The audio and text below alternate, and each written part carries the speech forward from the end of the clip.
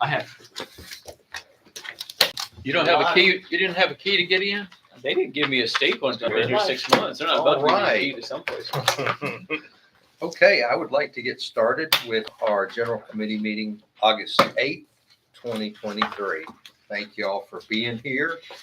And I will ask again if anybody wanted to sign up for citizen comments. We do have some guests, and I will start the roll call. I am Lee Peterson, Alderman from Ward 2, Chairman of General Committee. Jim Waters, Alderman, Ward 6. Bob Garza, Alderman, Ward 3. Yes, our committee is here, and I would also like to go around the room and let everyone introduce themselves. Jason Gallo, Administrative Services Director. Tamara Ingersoll, Finance Director. Jesse Eckenroth, Chief of Operations. You want to get Jay Ritterbeck, planning. Mayor Jamie Cleary. Timothy Whitten, planning. Rick Morrow with RNC Enterprises. Miranda Kelly, also part of the enterprise. Thank you all for being here, and also would be remiss if I didn't mention Jason's here helping us with getting this on TV for everyone to enjoy at home. So thank you all for tuning in and being here tonight. I would like to call this meeting, and I would like someone to accept the agenda tonight as presented before you. So moved. And I'll second that. Okay, I have a proper motion from Mr. Waters and a second from Mr. Garza. All those in favor of the agenda say aye. Aye. Aye, that passes. Okay, and have y'all had a chance to review the minutes Yes, from last Yes. week? Generally, we meet once a month, but we did have a special meeting, and that was for the July 27 minutes. I'll move to accept those minutes. Okay. Second. We have a motion for Mr. Garza to accept the minutes and a proper second from Mr. Waters. All in favor, say aye. Aye. Aye, that passes unanimously. Thank you. And we did not have anyone sign up for citizens' comments tonight. So we will move on down to our ordinance and resolutions. And our first ordinance is 2023-18, an ordinance amending Title 5, Chapter 1 of the Hendersonville Municipal Code regarding procurement. And Mayor, this is your ordinance, and I believe what we have had in the past that our procurement policy was for anything less than $10,000, we could receive informal bids, and you've basically just increased that to $25,000. Is that correct? The smartest thing I can do now is to turn it over to Jesse. Perfect. You want me to take And it, Jen? that doesn't mean that we're not accepting bids on smaller projects. I just think it's informal bids, anything less than $25,000. Is that Yeah, correct? that's correct. And then anything over 25,000, that would require formal bids, I believe. Yes, sir. Okay, well, yeah, Jesse, would you please give us a little bit more information on that? Yeah, I'll get started and then I will let our new finance director take over. This was very similar. What you're seeing tonight was very similar to what we took to finance committee. We took it in the form of a resolution to finance committee. And what they recommended is that we go ahead and incorporate the changes that we had suggested, which meant that we had to turn it into an ordinance. So to meet the 2-week rule and to have it at a committee first, this is almost identical to what went to finance committee, but now in the form of an ordinance. And I'll let kind of Tamara talk on the details of what is in the purchasing policy. Yeah, I mean, it's really a comprehensive policy. The prior policy was drafted and approved back in the late 90s, so it's very outdated. From what went to finance committee to this one, it did the limit was up, changed for the bid limit from 10,000 to the 25,000 for the formal bids. Still requires quotations below that threshold. And then we added a competitive sealed proposal component, which is another way of soliciting. It's for non-professional services that are unique in nature. And in order to do that, that required it to be in an ordinance form, which is why Finance Committee recommended that we now change it. And then we incorporated some, I'll say, relatively minor changes that MTAS recommended. From the time we originally did send it to the Finance Committee, we got the recommendations back from MTAS. But it's a much more comprehensive policy and procedure manual, provides a lot more guidance to city staff as they're making purchases. Was it a recommendation from MTAS to raise it to 25,000? Yes, sir. There was a legislation change back in spring of last year of 2022 that allows cities without a purchasing agent to be able to increase to 25,000 as opposed to that $10,000 limit. It's an efficiency measure to do that. For those low dollar items, we often see people not bidding on it because it's a lot of effort to put forth a bid and submit it for a formal bid. They're very likely to provide quotes where they weren't bidding on them. So we'll probably get additional quotes for that threshold between that 10 and 25,000. And it's going to be much more efficient as opposed to having to post a bid for 10 days, do a public opening and all of that. They can reach out via email and get quotes, and oftentimes have the quotes back within a day or two. Okay. So it'll speed things up for that too. So it's not just Hendersonville, it's probably cities across the state that are also adopting that 25,000 limit. Yeah, that's a pretty standard limit for purchasing for the bid limit, the $25,000 threshold. Okay. This is also, from what I understand, going to make everything more electronic. Well, it will allow, it's written in a manner that as we implement our implement Munis and do the electronic workflows, it's written in a manner that allows for that to happen without us having to come back and update that policy as we implement that. The old policy relied on color copied pages. Right. So it actually specified certain colors, the pages for certain items. So this format can be duplicated in an electronic Well, form. that was high tech back in the 90s. The yellow copy goes here, the orange Yes. copy goes It there. I does. remember. So in a nutshell, it does. It brings us up to today's current standards. It makes us more efficient. It puts internal controls in place that our auditors are very comfortable with. And we standardize a lot of the formats in here. So if we're going to go out to bid, they're standard forms that we can just reuse and reuse to make us more efficient. So I think it's going to be a win for everyone to implement the new purchasing policy. Sounds good to me. Mr. Waters. Is there any penalty if I bid on something and I back out? I mean, it's a good question. Should be. Huh? You would forfeit in certain situations, depending on the scenario, you would forfeit your bid bond.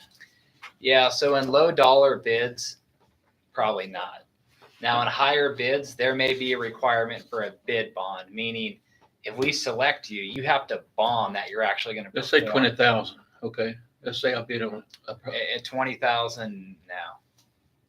Now, if I backed out on 20,000? yeah, I mean, it depends how far down the road we got, but if we're going to pursue legal recourse for a bid difference because someone wants to back out of a project, it's probably more time and effort for us than it's worth to go after. Now, the other thing is our purchasing policy allows us to get the best bid. So if we have a bidder who has a history of backing out of a project, we're probably not going to continue to want to select that bidder with a history of him backing out. So it probably wouldn't take more than one time where we might not accept bids from a certain bidder if there's a history of doing it. Is that in writing anywhere when I make a bid? Is it in the writing where you're gonna hold me to that or? There is actually, let me see, give me a moment, I'll find the page. There is information in here on bidders that, We had something like that happen with the golf course recently. we Yeah. did. I think 105 kind of helps me out there. Okay. That's okay. Thank you.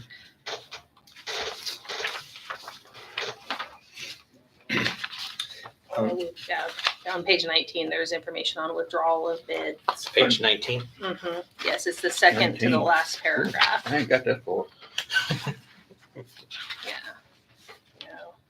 We said second to last paragraph? Yes. Cancellation Yep. of award. Yep, Thank you. it's, Okay. yeah, well, there's correction and withdrawal of bids, which basically, depending, if there's a mistake, there may be situations where you would allow them to correct a clerical mistake on their bid.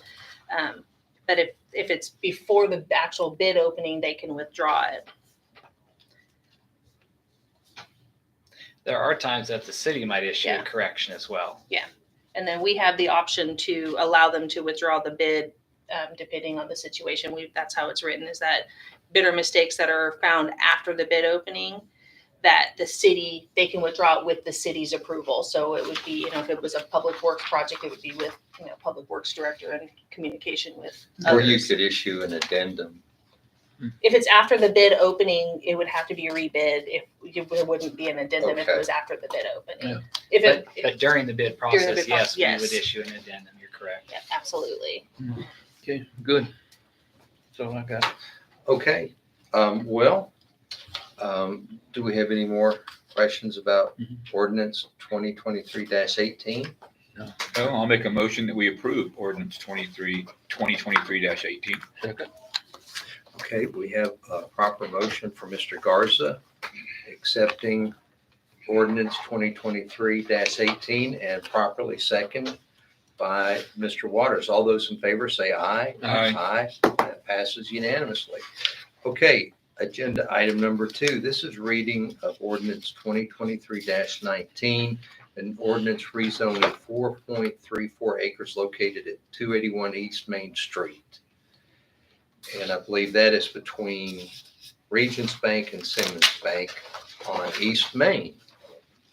And Mayor Clary, Sure. you are sponsoring this ordinance. Would you like to speak on its Sure. behalf? I'll hand it over to Timothy in just a second. But first I need to remind y'all of something. The state of Tennessee requires that the governing bodies take up rezoning requests. We can't just push them aside and choose not to deal with those. We have to give them a decision. I think help me out, Timothy, within a reasonable amount of time, I think is what's expected of us. What that means is that since we have a rule that everything that comes before the board for decision has to have a sponsor. So somebody has to sponsor this because this has to come to the board. So my rule since I've been in office has been that the planning commission representative is welcome to sponsor it. The alderman for that area is welcome to sponsor it. If that doesn't happen, then I sponsor it. It doesn't mean that I'm for it. It doesn't mean I'm against it. It means I want to follow the law. And Timothy, this is rezoning, but I think it's a pretty slight adjustment. Is that correct? Yes, so currently it's got a planned development overlay on it. It's 3 lots. All of them there's 2 planned developments that cover all 3 lots. Currently zoned, the 2 bookend lots are zoned office planned development. The lot in the middle is zoned general commercial planned development. The uses that are currently allowed, first with the planned development, you can restrict the uses to whatever the applicant and the city decide. The allowed uses are pretty much kind of office-y type stuff. With the exception of the middle lot, which got an amendment back a few years ago for self-storage. So those allowed uses are very similar. The proposal would consolidate all of those into one planned development, would turn those 2 bookend office zone lots to general commercial. So all 3 lots would become general commercial planned development. Uses would be very similar to what they have now, except they would add restaurant, quick service, and sit-down restaurant as allowed uses. Quick service restaurants would be limited to 2. And they've sketched in on the plan Starbucks and Chick-fil-A as possibilities. They've had notices of intent from those businesses. But that's not to say that's what's going to go there. That's just they're exploring those possibilities. But does Starbucks fall into that same category as quick service? Quick service. Okay. So 2 of those lots are they have allowed zoning and one is restricted. Is that correct? Well, they're all planned developments. They all have restricted uses. Okay, and there is a list of uses somewhere, correct? Is Yes. that- Yeah, that's, Yeah, page 85, I think. yeah, page 85. So that's, that list kind of at the bottom left-hand side of the page, are the proposed uses with the exception of call center, which got That was removed at the removed. last planning meeting, correct? correct. Okay. And they are, on page 86, they're proposing a greater buffer than the base zone requires. Base zone requires a 20-foot buffer. They went to If 30. they're adjacent to those residences, they're proposing a 30-foot wide buffer.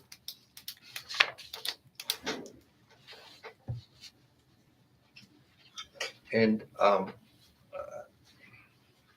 will say that there's representatives from Alexander's Place with us tonight. If we wanted to ask them any questions about this rezoning. I had attended the planning meeting, so I'm pretty fresh on my mind what all was discussed. But Go ahead.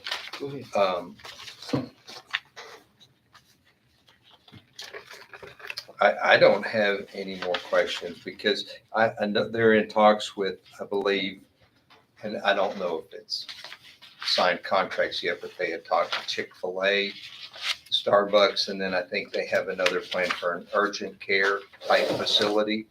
And, but I do appreciate the additional buffer that they're wanting to put in behind these three properties for the neighbors Between them or behind? behind them. Behind them. Because we had ran into that problem over there near Winston Hills or next to, I think, Kids Academy or something.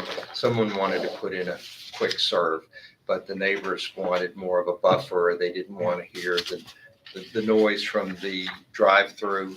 So this will certainly help buffer that noise from the neighbors behind these properties.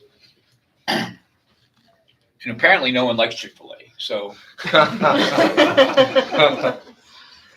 Having said that, I do think I should caution y'all that you are not making a decision on a brand or on. No, I know. I'm aware. So I'm keep in aware. mind, you're making a decision on uses. So yeah, I'm glad you reminded me of that, Bob. Of course, someone sent me a sign today that was Chick-fil-A and a Krispy Kreme. And I thought, oh, that's dangerous. Anyhow, it's not really a question, it's a statement. I like what they did with the buffer a great deal. And I do think that this part of our property on Main Street is underdeveloped. And it's kind of blank and it's kind of boring. So it'd be nice to see something come in that would generate for those people who live in those wards. Because I mean, you know, Chick-fil-A's technically in my ward right now, and good luck getting in or out. So I think that would even help the current Chick-fil-A. Well, and I think, I know Chick-fil-A's not, but yes, but that was also at the planning meeting, the existing Chick-fil-A was having to enlarge their drive-through, to help with traffic flow and getting it off of Glenbrook. Yep. And they had mentioned that this lot is even larger than Glenbrook for a proposed quick serve restaurant. Lee, did that pass? That's what I was gonna ask him. Did that pass that? It did. You did? It did pass. The variance that Can you- the other one was requesting. Yes. The one in Glenbrook? Yes. Yeah. Explain to me the return, it's not coming out on, Glenbrook Way anymore? I'm not familiar or as I'm familiar not with either. Glenbrook, So- but my well, you may be able to speak. Yeah, so Probably do that better than we can. the entry and exit points aren't changing. The only thing that's changing is the routing of the queue line. So currently the stack for the window routes from their entry point off of that side road and takes the interior drive aisle right beside the building up to the drive-through window. So what they're gonna do is push that route to the outside perimeter driveway, which gives them a lot more stacking. So that's basically what they're doing. It's not gonna infringe on that tire store or nothing like that. But I think it's a necessary evil. I mean, It is, yeah. people are backed up on on Glenbrook Drive, and I'm surprised there's not been accidents. You are? I think it'll help a lot. It's a good move, I tell you. Thank you. Thank you. Let me see, I done lost my mind. Tim, explain to me on this staff comments about the grocery store. Sure. So the applicants had, when they wrote out their list of uses, they have retail goods establishment. They'd also added grocery store separately. Grocery store is already included within that retail goods establishment Oh, it is? category. So it was duplication to have that as part of the list. Okay, that answers my question. I'm good. Okay.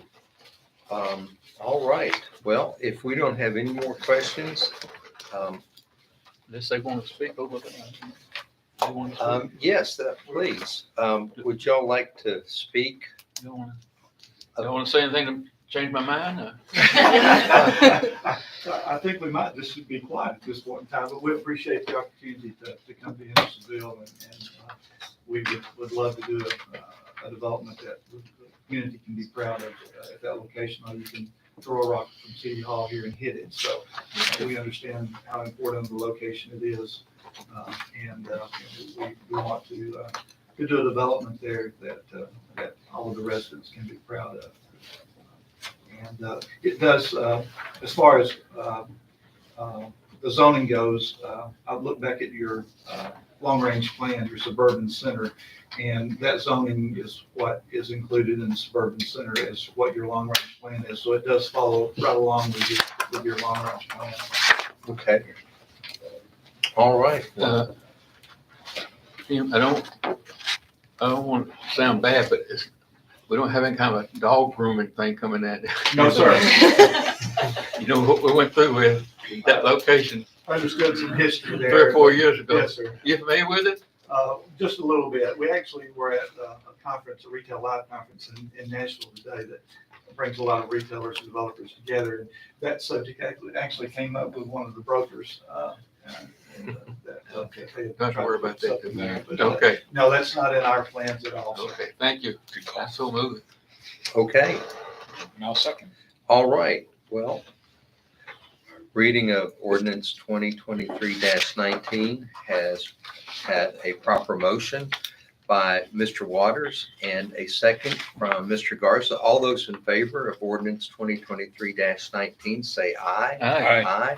That passes unanimously. welcome. Looking forward to it. Thank you very much. Okay. we're Mr. going Chairman? to- Could I go next? Yes, Mayor, because we are on other agenda items. So Well, you still yes, have- you sure can. Okay, so thank you. Okay. Yes. So, be a minute. You've seen some emails, you see some conversation about the townhouses at Waffle House. What I'd like to do is just ask the general committee to take this up at its next meeting. We might have some questions, might have some proposals. Not here, not now, but at its next meeting.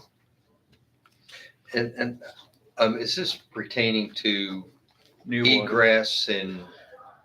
Yes, Yes. yes. Okay, yes, I think that has been some questions and concerns about traffic and use of property there next door at the Waffle House. And yes, definitely we'll put that on the agenda to discuss. And I'll let Grant Green know that he has some drawings from the plan from 1991 that help explain things. Oh, that's perfect, 1991. And it affects me directly. Okay, that's great. That should clear everything up for us on, and I think that's near Water Place, is that correct? Yeah. Townhouses. All right, well, we will do that. All right, our other agenda items, we've got a discussion about video and audio visual. And I don't know who is going to speak on that. That's fine. Or the best thing would be to ask Jason to explain a little bit. So one of the things that, and I'll steal some of your thunder. No, please. Is as the board a couple years ago wanted more of our meetings available online, video and audio, and then want those live streamed, we're pulling some of our employees away from what they do on a daily basis. So here's a great example. This is not really what he was hired for. And one of the things we do have to make sure is we make a differentiation between what is IT, which is part of our administrative services department, and what is AV, which is not part of anything. We don't have that department. We don't have that department. We don't have that staff. So as we get into expecting more from AV, it becomes difficult without where it becomes difficult to figure that out. So I'll have Jason and Jesse take it from here. Okay. Do you want me to speak? All right. So part of this is, as we look at the long-term strategy of what we're wanting from BOMA, as far as AV support and AV needs, one of the other pieces that I'm trying to balance is we're taking people who have made their career out of a profession in IT and asking them to do audiovisual. Those are two totally different professions. Okay. And, Jason has done a phenomenal job stepping up to that. This all kind of started with COVID, right? And the need to push everything online to make it available. But our resources and staffing haven't adjusted with it. So we're using IT staff to do AV needs. The question becomes, as you look future for what BOMA expects from staff, is there a need for a more focused AV? We've got Casey, who's done a great job with public information, but then there's the video side of it and all of the producing pieces that we're dabbling in, but we don't have anybody specifically dedicated toward. So, Okay. So back in high school, you got to find that nerd. That's all they did. Oh, I'm sorry. I didn't know you were still in the room. You just made his leg hurt. Well, I think even when we first started doing Zoom calls, Jason was piecing together cables to make it work. And he did it. He did an amazing job with duct tape and an extension cord, but he got us on live. Well, I will argue that, and I've been reading the emails throughout the day and yesterday about some of the meetings that just happened recently. And I understand the need for transparency. So with that need, there's an expense. Right. And that's what we have to consider going forward, because the same need which creates the expense is coming from a lot of the people who don't want to spend anything on anything. So we need to find out what that expense would be, like an estimate. We don't know exactly. But if there's an expense to this, or if it's a salaried employee, part-time or full-time, we need that information before I think we can make an educated decision. sure.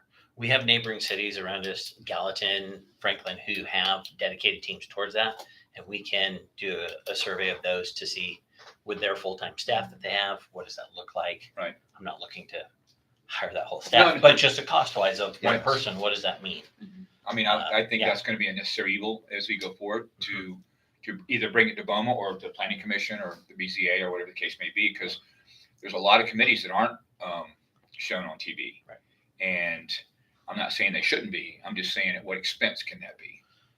So, and one of the things, the ordinance that exists that kind of backs this specifically says that the standing committees in BOMA will be recorded. Now that does, and live stream. That doesn't mean that video and audio, it could just be audio.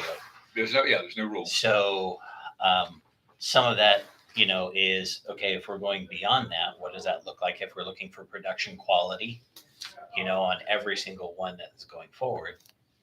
What's the expectation for staff to? Well, and I would argue that if there's an employee at the city, even if he or she is part-time. Yep. Well, that's a lot of evenings. Yes, It's not exactly this job is going to go 9 to 5 or 8 to 4, or 8 to 5. It's a lot of evenings. that's right. not an easy person to find who just wants to work evenings, except for my man over here. So anyhow, I think there should be more thought processes on this and dollar numbers on this. It's easy to say we need all these things, but at some point, expense or necessity creates the dynamic. Right. So that's all I had to say about that. Chairman, if I could speak on that a little bit. I don't know if everybody had the opportunity to read the email that I sent because it was later in the day, but Alderman Bergdorf and I have actually discussed briefly having co-sponsoring an ordinance to add more recorded meetings, to expand the committees that we now provide recordings for, just because we are both invested in increasing transparency and access to the conversations that we have. So we have not talked to staff about it. So Jason, there was no way for you to know that we were thinking along those lines. So in the hallway, the mayor asked me to come in and just kind of say that. I don't know if 1099 is an option for this type of thing, because some of the meetings might be during the day. I don't know. We haven't gotten to the point in our discussion to say what meetings we would include on the ordinance. And of course, that can change at the BOMA level. It could even include workshops. So I have mixed feelings about that personally. But I just wanted to throw that out there, that whatever expense would be currently, it could be increased if we write an ordinance that substantially increases the number of meetings, if we approve it as a board. So Yeah. Well, the only thing I can say is what I sent you on my email. we'll get it for you for Don't- September. That's breaking the sunshine law. I don't care how you put it. That's what I said. And Mhm. you did? When? In the email, I let everybody know we were considering I an know, but you ordinance. done So let we the cat could- out of the barn when you got on that email, okay? My suggestion was, if you're gonna do that, do it here, right here, in the general committee. Don't you and somebody, other alderman get together and say, we wanna do this. That's sunshine if I've ever seen it. When you start talking about, you're gonna present something, Well, I think we're allowed to co-sponsor ordinances. that's beside the point, ma'am. Well, the reason I said in that email that I thought we needed to stop our discussion is because nobody knew that we were considering an ordinance. Mhm. So we are, and so it's something we will vote on. So we don't need to discuss it further in That's right. emails. That's right. Yes. You're I right. think we agreed with one another. As long I as we're on the think. same page, but don't, Maybe we can put that on the agenda for I think- next general committee meeting. it could be on this committee here. It sure We could be. glad to discuss it, and that's a good idea. Don't get me wrong. I just wanted to warn you about that, and I wasn't being Well, she shut, nasty about it. I just wanted to bring to your attention. but she shut it down. Huh? She shut it down. I know she did. Oh, okay. Yeah, I know she did. I guess my other question, which is obviously based on what we're saying here, is it would appear that whenever we do something like this, and we go and we add more meetings, regardless of what committee it is, and then we don't add the workshops. It's like once you burn one book, where do you stop, right? I mean, there'll be work, then we're doing every workshop. And unfortunately, what I found in our workshops is our workshops are for us to learn, bring in information, and then hopefully use that information to make decisions in future meetings. When we do this, though, we've now opened ourselves up to everything has to be recorded. And I'm all for transparency at the city level, but workshops are learning excursions for us because we're listening to experts who bring that to our attention. And so I'm just saying, I'm not saying we shouldn't do it. I'm just saying, once you do this, I think it doesn't point end. is really valid. And I think that I'm sure workshops will be something that we discuss at BOMA, and it'll just be however we vote. I am not decided on whether or not I think they should be recorded. Because I think they broke it down to standing committees and then there was, That's where we are today. yes, that are And we are a standing televised. committee. And It's then right there's there in other in committees. that- section, Yeah, Lance Ray said it best. He said, chapter 6, section 601 or Mhm. something like that. you're dead on. Yeah. You know, when we were just talking about during COVID, how we had to suddenly do Zoom, that's when I started. So I was used to everything being available. And then when we went back to traditional meetings, I would think, oh, I'm going to go tonight and I don't actually watch, but listen as I do my household chores or whatever. And they weren't there. And I was kind of disappointed. And then some that has happened on and off to me. And I think it would be beneficial to other people in the community who want to be more involved or more knowledgeable about what we're doing, and just for the transparency of it, which is a goal we all share. Yes. Thank you, Alderman Collins from Ward 5. Thank you. We will put that on the next agenda, I appreciate it. but you are welcome. Do we have any other business to discuss tonight? Make the motion adjourned. Oh, I'll second that All right. motion. okay. Motion made You want to see the by Mr. Waters and properly seconded by Mr. Garza. All right, well, we will call this meeting closed. We need these here like we do Bone? Well, not Jim, he doesn't have one. I'll put it in the back room. Okay, thank you. You bet. Thank you. Yeah, still